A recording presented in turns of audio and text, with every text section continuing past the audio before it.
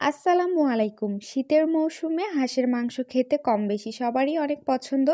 তো আজকে তৈরি করে দেখাচ্ছি হাঁসের মাংস ভুনা। সেটার জন্য আমি এখানে হাঁসের মাংস নিয়ে নিয়েছি। এখানে একটা হাঁসের মাংস আছে প্রায় 850 গ্রাম মতো মাংস।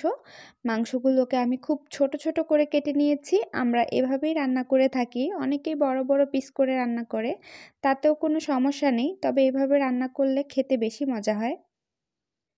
চুলাতে একটি কড়াই বসিয়ে দিয়ে পর্যাপ্ত পরিমাণে সয়াবিন তেল দিয়ে দিচ্ছি।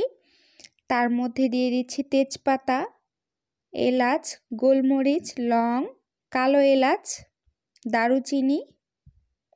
এখন এই গরম মশলাটা হালকা একটু নেড়ে চেড়ে এর মধ্যে দিয়ে দিচ্ছি পেঁয়াজ। আমি পেঁয়াজটাকে চপ করে নিয়েছি একদম ছোট ছোট করে। পেঁয়াজটা লাল লাল করে ভাজা হয়ে গেলে এর মধ্যে কেটে ধুয়ে রাখা মাংসগুলো দিয়ে দিচ্ছি।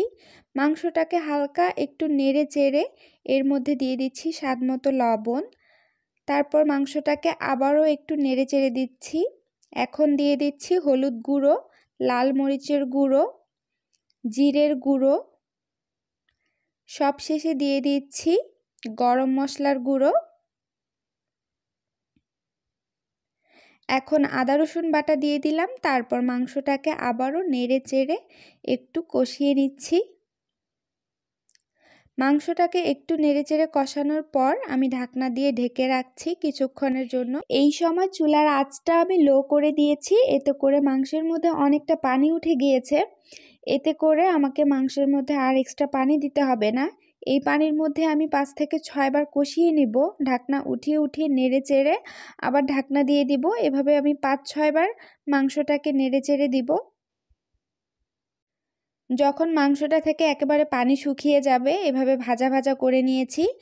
এখন আমি এর মধ্যে গরম পানি দিয়ে দিচ্ছি বেশ খানিকটা, এতে করে মাংসটা সেদ্ধ হয়ে যাবে।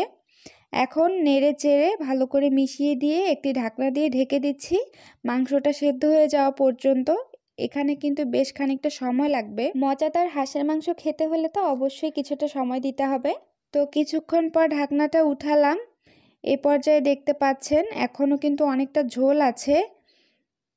তো চাইলে ঝোলটা একেবারে শুকিয়ে নেওয়া যাবে। মাংসটা কিন্তু এখন সেদ্ধ হয়ে গেছে, আমি চেক করে দেখেছি। তো মাংসটাকে আমি আর একটু এভাবে নেড়ে চেড়ে ঝোলটা শুকিয়ে নিব, তারপর নামিয়ে পরিবেশন করব। মজাদার এই হাঁসের মাংসের রেসিপিটি আমি অনেক সহজ করে দেখানোর চেষ্টা করেছি। আশা করছি আপনাদের কাছে ভালো লেগেছে। ভালো লাগলে অবশ্যই লাইক, কমেন্ট, শেয়ার করতে ভুলবেন না। আল্লাহ হাফেজ।